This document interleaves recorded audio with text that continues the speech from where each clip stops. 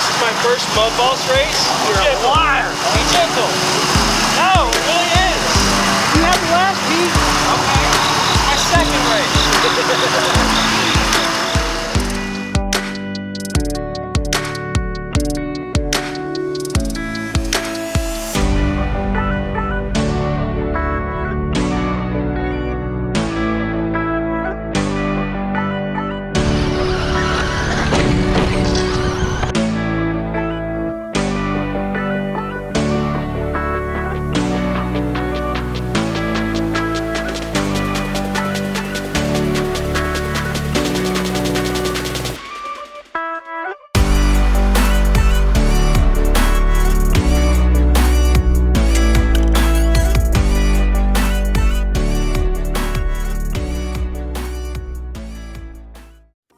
Welcome back, guys. My name is Chris Patrick, and today we get to do some more RC racing at my favorite local dirt oval track at Diamond Loop Speedway, and today we've got ourselves a new vehicle, so let's get started.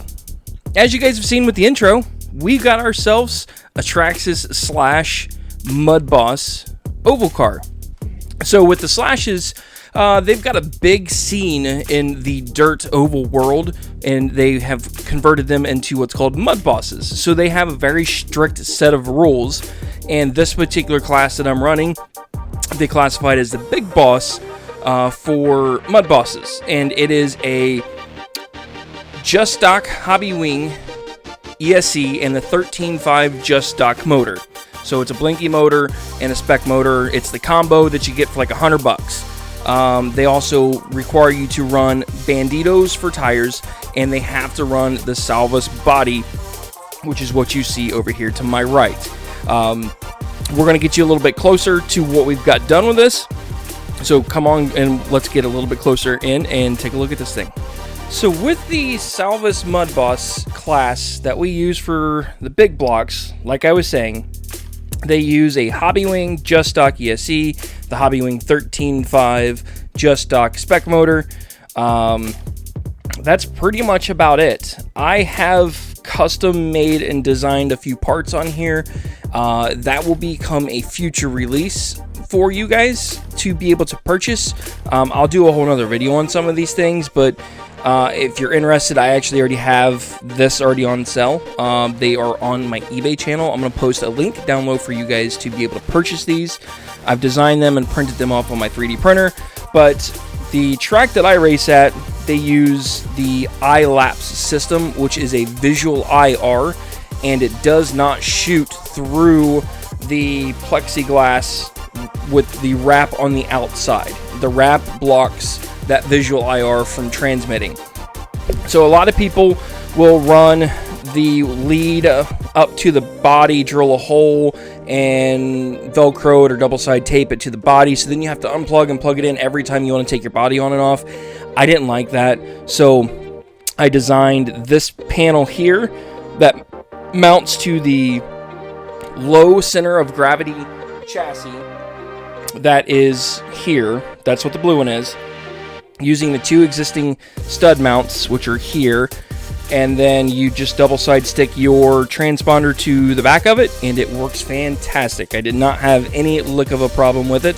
I also custom mounted some battery spacers for allowing you to move your battery to the rear or to the front, which will help with some weight transfer. I also designed and printed off a 3D mount for a 30mm fan that blows onto your motor to keep that somewhat cool, especially when you're dealing with 90-degree temperatures when you're racing outdoors. Every little bit can help. So let's go ahead and talk about the racing. So I know that's what you all are here for. Going into round one. Round one was kind of unexpected. I don't believe I have any camera footage of it. My GoPro's dead for some odd reason. I don't know what happened, but it just for some reason did not record. It went okay. It wasn't the best.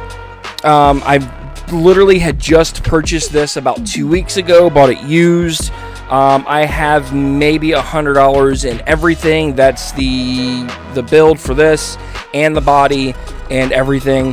Got it from a younger gentleman in the area that's known to be hard on RC cars and has a reputation for it.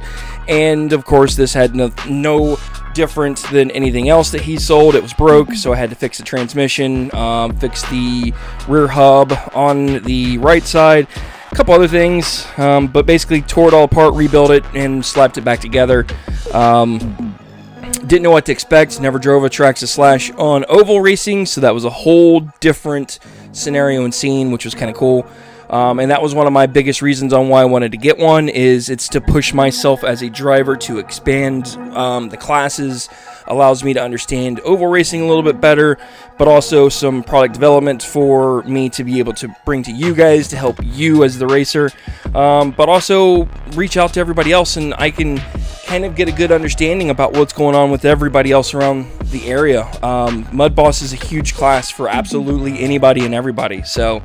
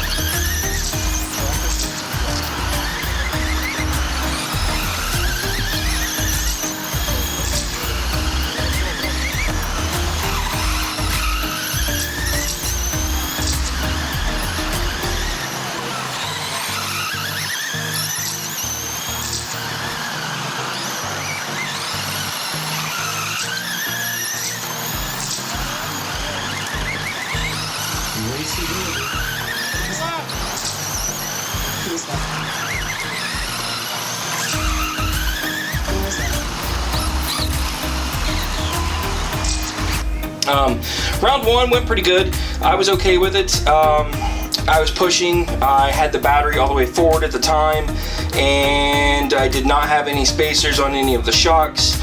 And I do have my own spring or internal shock limiters internally on all four of these shocks to help with some balancing and help with some rotation. Just a car pushed all around. That's pretty normal for these apparently. So yeah, but all in all, it was all pretty well and handy, and I absolutely enjoyed that experience with this. So we're going to go ahead and move on to Q2.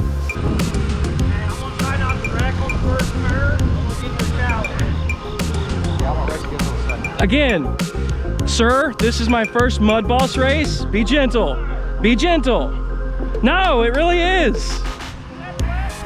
Okay, it's my second race. Jeez.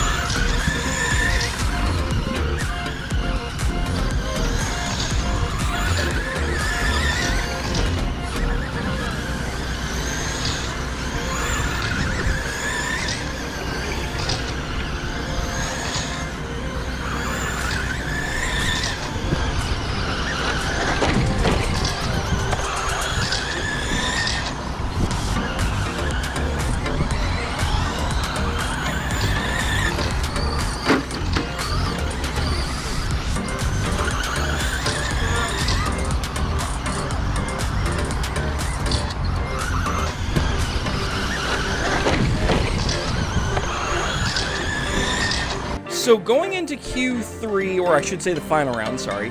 Going into the mains, I qualified A main, and I believe I qualified third, which I'm not really sure how that happened. I didn't really care. I made the A main. That's all that really mattered to me. But I didn't make any chassis changes because I didn't get enough laps to feel confident in the changes that I did make. Because I broke that rear hub the front right hub carrier. I spent all my time in the pits working on that and my other car that I was racing, and didn't make any suspension changes here. I felt like what I did for Q2 was good enough. I just felt like I needed more lap time to figure out how to drive this thing because I have minimal lap time. This is the first time I had a chance to race the vehicle. Everybody's giving me all kinds of hell because they think that I was going to just dominate absolutely everything that I drive, and I don't, because I obviously qualified third. But going in, my expectations were just to finish, have some fun. If I won, I won. If I didn't, I didn't. I know that the truck still pushed a little bit. I know for a fact that I'm running a smaller gear than probably anybody else that was on the track. So my speed was a little bit lower than everybody else. But my theory was if I can get more power on middle corner off and get up to speed faster down that straightaway and give up a little bit of top speed going into the corner. I felt like that was the game for this particular vehicle because they just don't turn very, very well. Everybody struggles with turning these things. Now I understand why. So, during the mains, I actually found out the right way, or at least for my setup and how my driving style worked. The problem is the radio is extremely sluggish, kind of unresponsive. That's a whole problem on its own, but I'll explain that one in another video probably. But I felt like I had to hug the bottom because, again, I was running the smaller gear.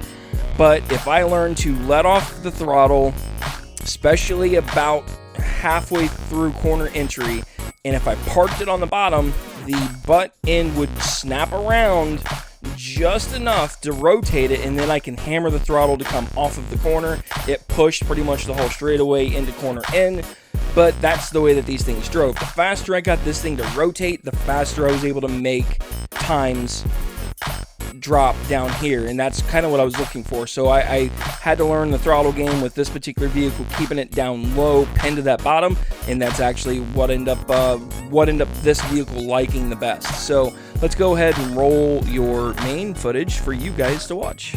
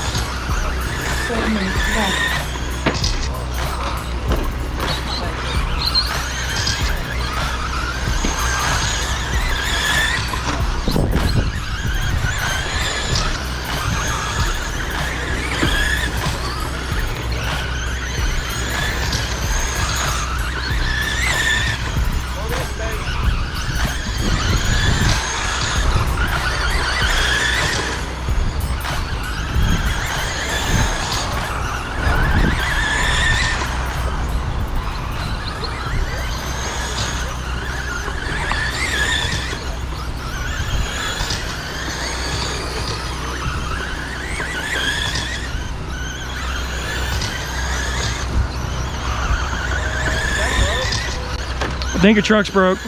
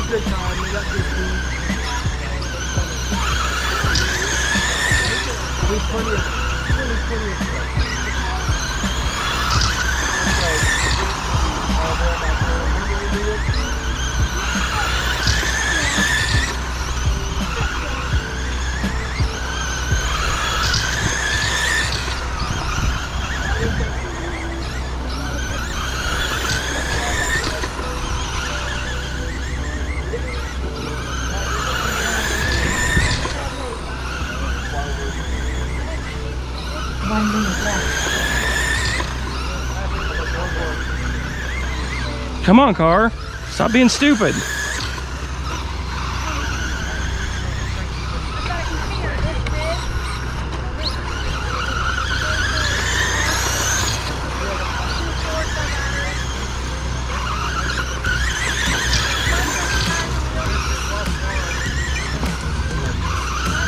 Yeah, I know.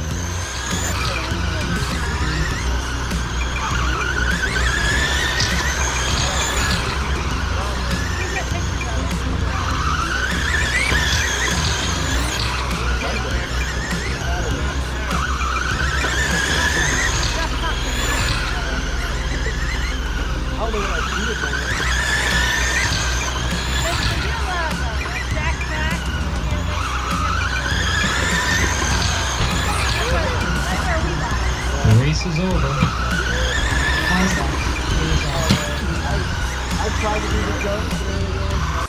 So as you see, I took the victory going out of the A main. I believe I won 2 laps up.